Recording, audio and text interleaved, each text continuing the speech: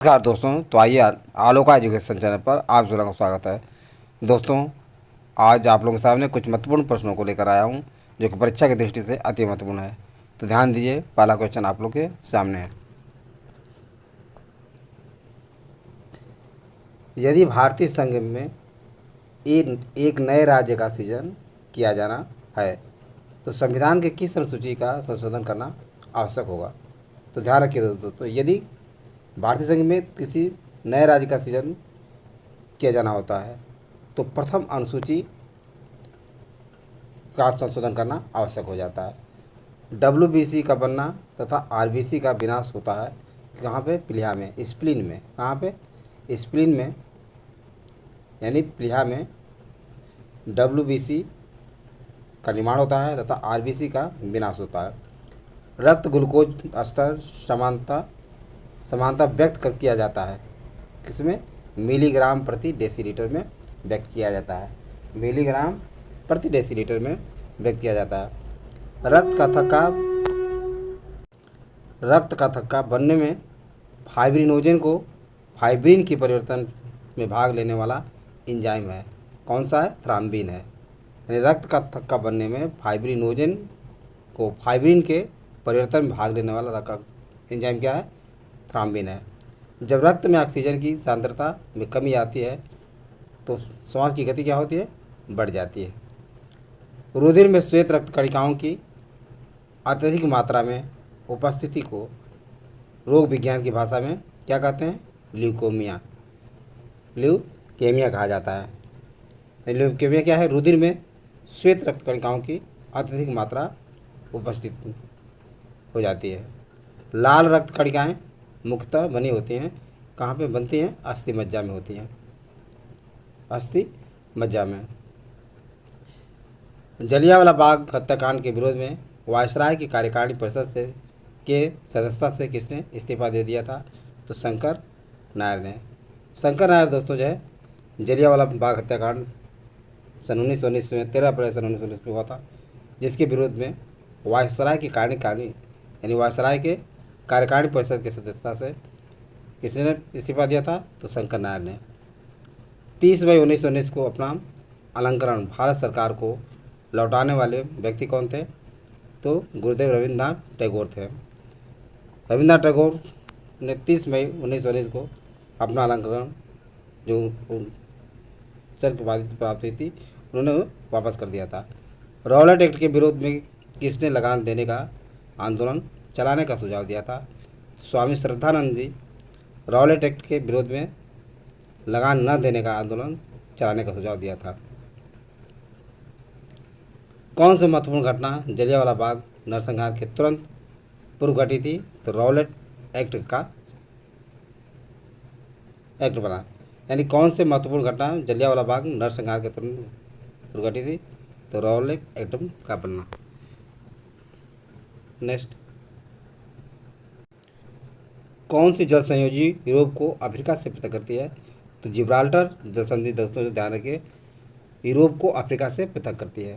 तो यूरोप को अफ्रीका से अलग करने वाली कौन सी जल संधि है? तो जिब्राल्टर है।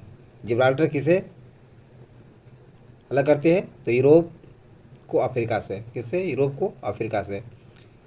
हार्मुज जल संधि पाई जाती है कहाँ पे? फारस की खाड़ी तथा ओमान की खाड़ी के मध्य जो है हार्मुज जल संधि पाई जाती है।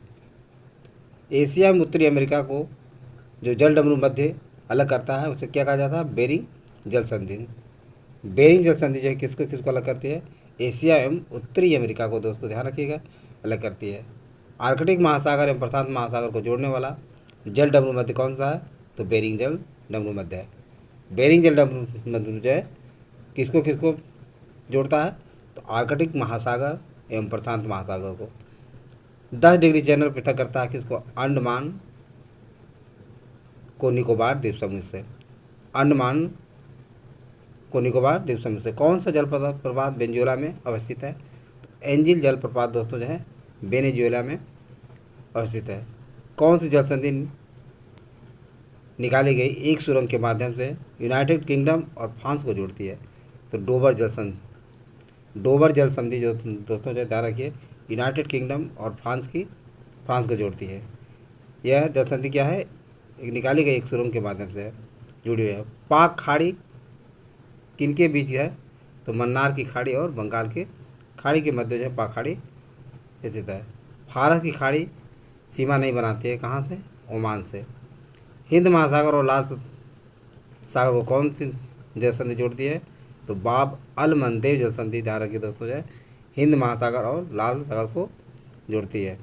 यानी बाब अल मंदेव किसे जोड़ती है? हिंद महासागर और लाल सागर को।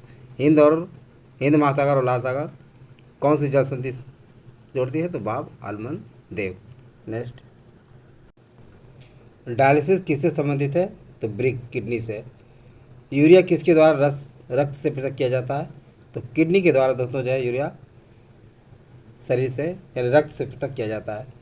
मानव किडनी स्टोन में पाया जाने वाला प्रमुख रासायनिक यौगिक क्या है? Calcium oxalate. मानव किडनी स्टोन में पाया जाने वाला रासायनिक यौगिक कैल्शियम ऑक्जेलेट है। एंजाइम मूलतः क्या होता है? तो एंजाइम मूलतः जो प्रोटीन होता है। जैविक सिस्टम में रासायनिक क्रिया की प्रक्रिया को तेज करने में उत्तरदायी पदार्थ क्या है? एंजाइम है। निम्न में से किस एक की उत्पत्ति यकृत का कार्य करता है? तो यूरिया। मानव तंत्र में निम्नलिखित में से कौन सी एक पाचक एंजाइम नहीं है? तो गैस्ट्रीन दोस्तों जो है मानव तंत्र में एक पाचक एंजाइम नहीं है। प्रोटीन के पाचन में सहायक एंजाइम क्या है? ट्रिप्सिन है। ट्रिप्सिन दोस्तों जो प्रोटीन के पाचन में सहायक होता है। स्टार्च को जल अवघटन से ग्लूकोज बढ़ाने वाला एंजाइम है, क्या है? एमाइलेज है। कौन से परिवर्तन में एंजाइम ट्रिप्सिन उत्प्रेरक का कार्य करता है? तो प्रोटीन को अमीनो अम्ल में। मानव शरीर में पूंछ की संरचना से संलग्न होती है? तो बड़ी आंत से। मानव शरीर क्या पूंछ जो है किससे संरचना से संलग्न होती है? तो बड़ी आंत से। मानव शरीर में छोटी आंत के 3 संरचनात्मक भागों की लंबाई का कौन सा सही अनुमान है? मानव शरीर में छोटी आंत के 3 संरचनात्मक भागों की लंबाई का कौन सा सही ह्रास मान है? ये ह्रास मान है, क्या है? ह्रास मान कम है तो शेषांत्र मध्यांत्र ग्रहणीय क्रम है, क्या है? ह्रास मान क्रम है तो शेषांत्र है, मध्यांतर है और ग्रहणीय है। नेक्स्ट, किस गवर्नर जनरल के समय भारतीय भाषा प्रेस अधिनियम समाप्त किया गया था? तो लॉर्ड रिपर के समय में दोस्तों जो है इसका शासनकाल 1880 से 1884 में था। 1878 का वर्नाक्युलर प्रेस एक्ट किसने रद्द कर दिया था? तो लॉर्ड रिपर ने कर दिया था। किसने सर्वप्रथम प्रेस सेंसरशिप लागू की थी? तो लॉर्ड ब्लेजली ने सर्वप्रथम प्रेस सेंसर लागू की थी। भारत का पहला समाचार पत्र था कौन था? बंगाल गजट था। भारत का पहला समाचार पत्र बंगाल गजट था।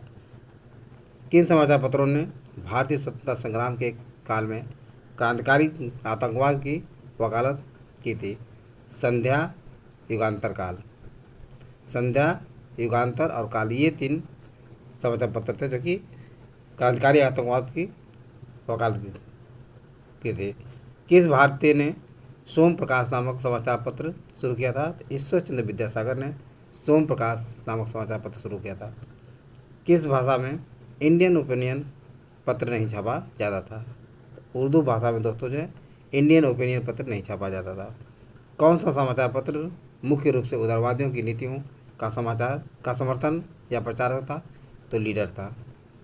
इंडियन ओपिनियन पत्रिका के प्रथम संपादक थे कौन थे? मनसुख लाल नजर थे। इंडियन ओपिनियन पत्रिका के प्रथम संपादक कौन थे? मनसुख लाल नजर। एक साप्ताहिक के रूप में यंग इंडिया का शुभारंभ किया था, कौन किया था? होम रूल पार्टी के द्वारा। भारतीयों द्वारा अंग्रेजी भाषा में प्रकाशित प्रथम समाचार पत्र कौन था? तो हिंदू पैट्रियाट था।